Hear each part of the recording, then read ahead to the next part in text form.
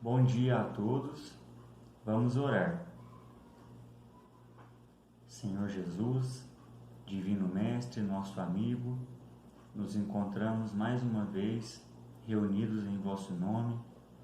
Gostaríamos, Senhor, de agradecer as oportunidades que tem nos concedido de trabalho, de aprendizado, que possamos cada vez mais estar dispostos a aprender um pouco mais sobre o seu Evangelho, aprender sobre os seus ensinamentos e, acima de tudo, compreender para que possamos colocar em prática em nosso dia a dia as boas ações, as virtudes que engrandecem o nosso espírito e que nos auxiliam na reforma íntima. Que nós possamos olhar mais a dor do irmão e que todos aqueles que estão em sofrimento possam receber vibrações de paz.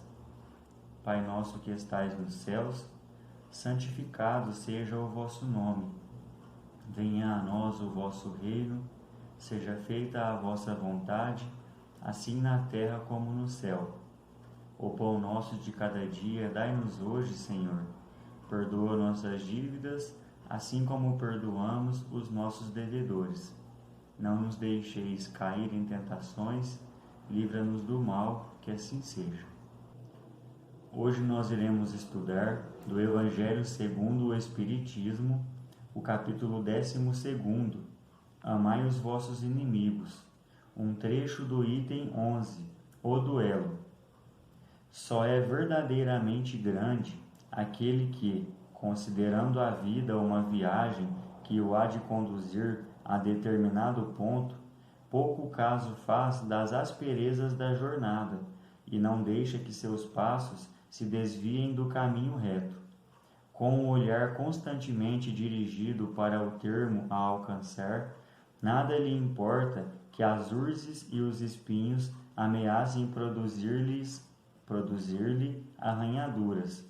Umas e outros lhe roçam a epiderme sem o ferirem, nem impedirem de prosseguir na caminhada. Expor seus dias para se vingar de uma injúria é recuar diante das provações da vida. É sempre um crime aos olhos de Deus. E se não fosseis como sois, iludidos pelos vossos prejuízos, tal coisa seria ridícula e uma suprema loucura aos olhos dos homens. O título do item de hoje, o duelo, vem nos fazer refletir um pouco sobre aquilo que nós estamos cultivando dentro de nós, em nosso espírito. Será que nós duelamos com alguém? Houve épocas em que o duelo físico, os conflitos, os combates eram permitidos e aconteciam com grande frequência, com grande público.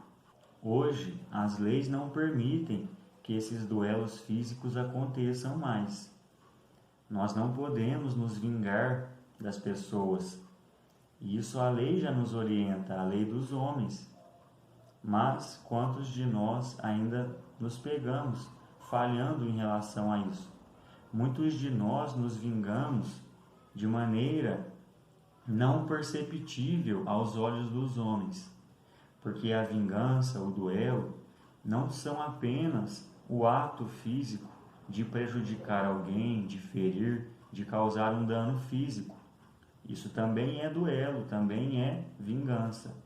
Mas quantas vezes, durante os dias, nós nos pegamos cultivando pensamentos negativos a outras pessoas? Quantos de nós temos conflitos com outros irmãos nossos e ficamos cultivando aquele duelo interior, tanto nós quanto aquele nosso irmão? Então que nós possamos refletir, cada um refletir em si próprio, se nós não estamos procurando duelos íntimos, se nós não estamos procurando atos de vingança pelo pensamento, porque isso também nos faz muito mal. O Espiritismo vem nos ensinar a força que o pensamento tem.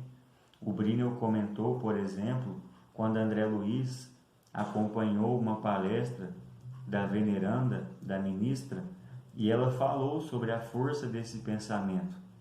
Todo pensamento que nós dirigimos a alguém, seja ele bom ou mau, produz uma energia e uma força, positiva ou negativa. Se aquela outra pessoa está na mesma sintonia que nós, ela pode sim receber um pouco dessas vibrações, mas nós somos os mais atingidos. O mal chega com muito mais intensidade a nós do que aquela pessoa. Se aquela pessoa já está numa faixa vibratória diferente da nossa, superior à nossa, aqueles pensamentos não irão atingi-la, mas mesmo assim irão nos atingir. O mesmo serve para nós. Se nós cultivamos bons pensamentos, nos mantemos numa faixa vibratória equilibrada, nós deixamos de ser atingidos por tantas energias negativas dos locais onde nós frequentamos, que nós mesmos permitimos que nos atinjam. E hoje nós iremos falar um pouco sobre essa questão do duelo, trazendo para a história do livro Nosso Lar. O Brinel deu continuidade na semana passada àquela situação em que o André Luiz ficou surpreso em saber que o Tobias vivia na mesma residência que as suas duas esposas durante a sua encarnação.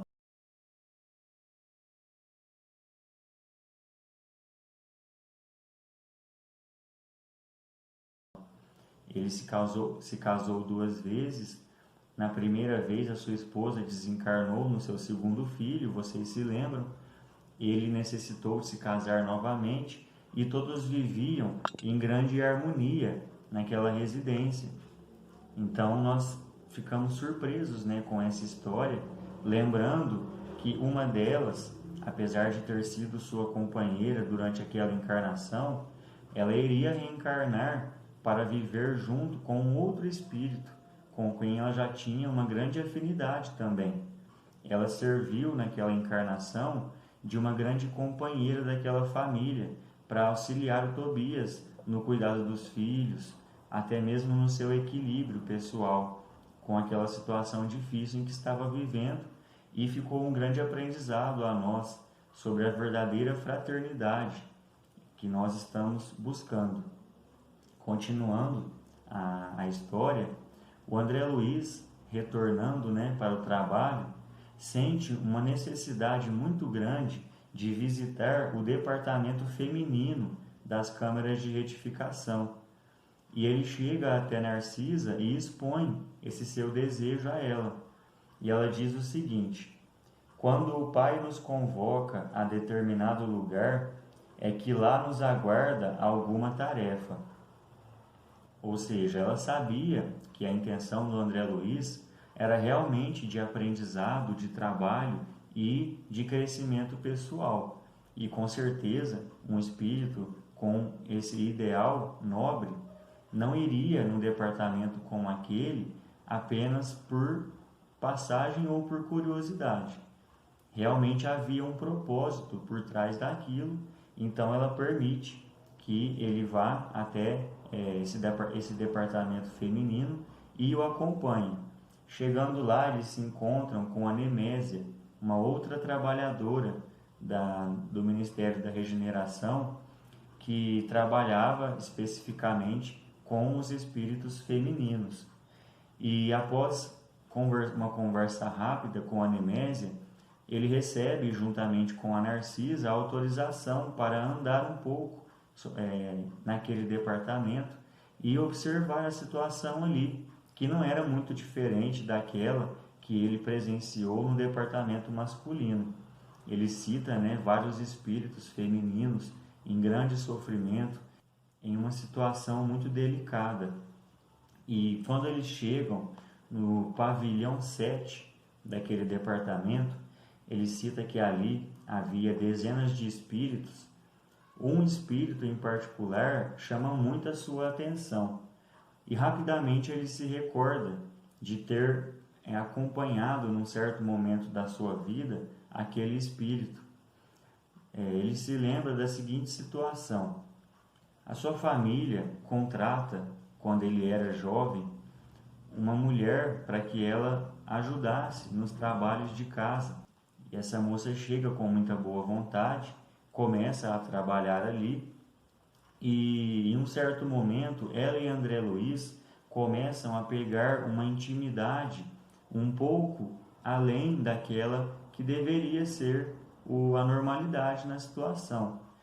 Então aquela moça, aquela mulher começa a contar aventuras que ela já havia tido em sua vida e começa com conversas levianas para André Luiz.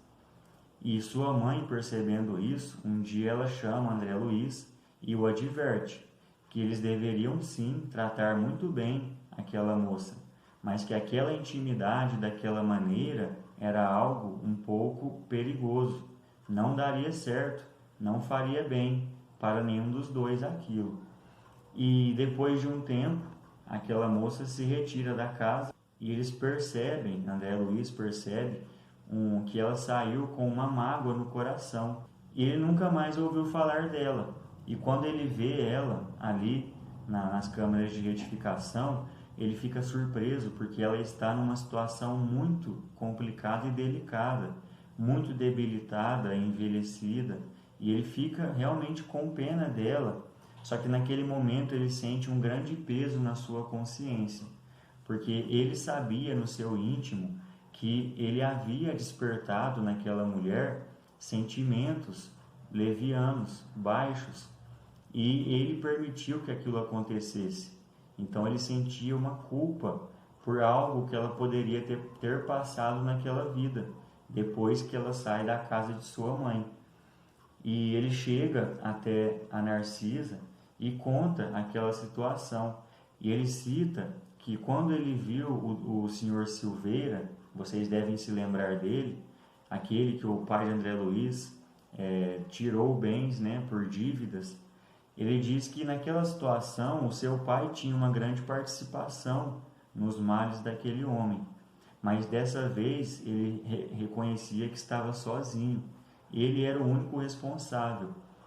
Então ele se sente muito envergonhado, com uma grande vontade de conversar com aquela moça, o nome dela é Elisa, e não tem coragem. A Narcisa diz que era compreensível aquela vergonha, mas que ele não precisava ficar daquele jeito. E ela diz o seguinte: se o Senhor permitiu que reencontrasse agora esta irmã, é que já o considera em condições de resgatar a dívida. Não tema, aproxime-se dela e reconforte-a. Todos nós, meu irmão, encontramos no caminho os frutos do bem ou do mal que semeamos. Esta afirmativa não é frase doutrinária, é realidade universal. Tenho colhido muito proveito de situações iguais a esta. Bem-aventurados os devedores em condições de pagar. Então ela encoraja André Luiz a chegar até aquela moça e conversar com ela. E ele faz isso. Ele chega até mais próximo dela e começa uma conversa com ela e percebe que ela não o reconhece.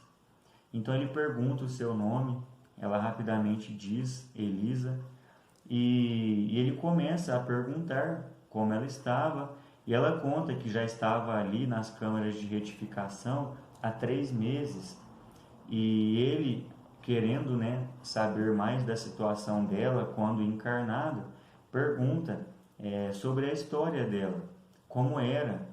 Ela deve ter sofrido muito, ele diz, porque ele percebia os reflexos desse sofrimento ali. E ela diz: mas para que eu vou ficar lembrando meus dias tristes? No que isso vai me ajudar? E ele diz o seguinte: as experiências dolorosas nos ensinam. Então nós não temos que ficar remoendo situações do passado. Quando nós fazemos isso por simples fraqueza. Mas nós não podemos também tentar simplesmente deixar de lado os erros que nós cometemos. Nós temos sempre que estar dispostos a reverter essa situação. É claro que não é possível voltar no passado para que isso aconteça, para desfazer aquilo que foi feito. Mas nós podemos ser melhores e não cometer mais aqueles erros.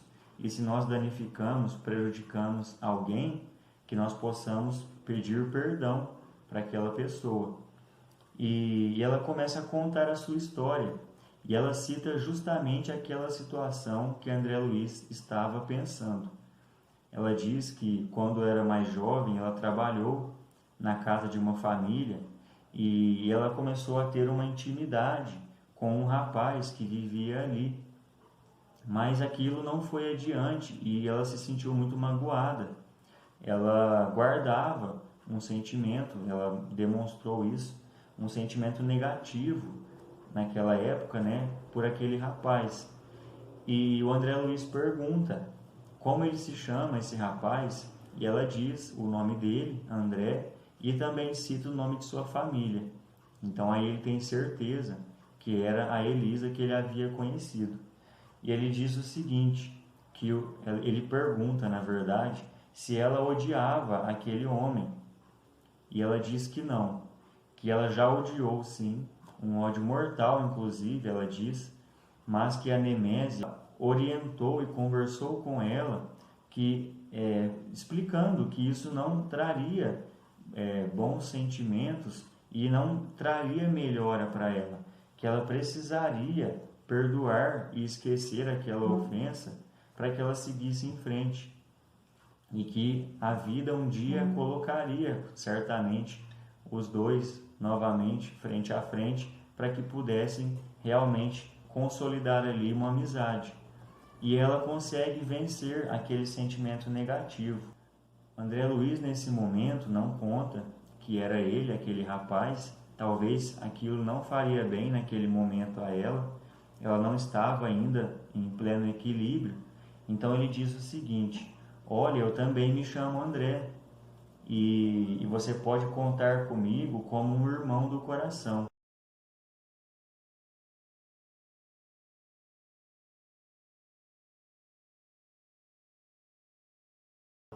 Eu vou estar aqui para te ajudar e espero poder também contar com a sua amizade. Ela fica muito feliz escutando aquelas palavras e diz o seguinte, como lhe sou grata. Há quantos anos ninguém me fala assim, nesse tom familiar, dando-me consolo da amizade sincera. Que Deus o abençoe. André Luiz, naquele momento, sente algo muito bom dentro de si, percebe que aquela moça realmente havia perdoado ele e a Narcisa também fica muito satisfeita. E aí, para encerrar, nós deixamos a seguinte reflexão. Será que nós já brincamos ou estamos brincando com o sentimento de alguém?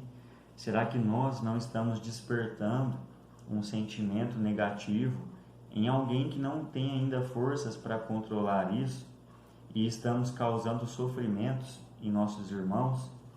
Os males que nós já fizemos, como já foi dito, não podem mais ser apagados da história, mas nós podemos sim ser pessoas melhores e não repetir esses atos.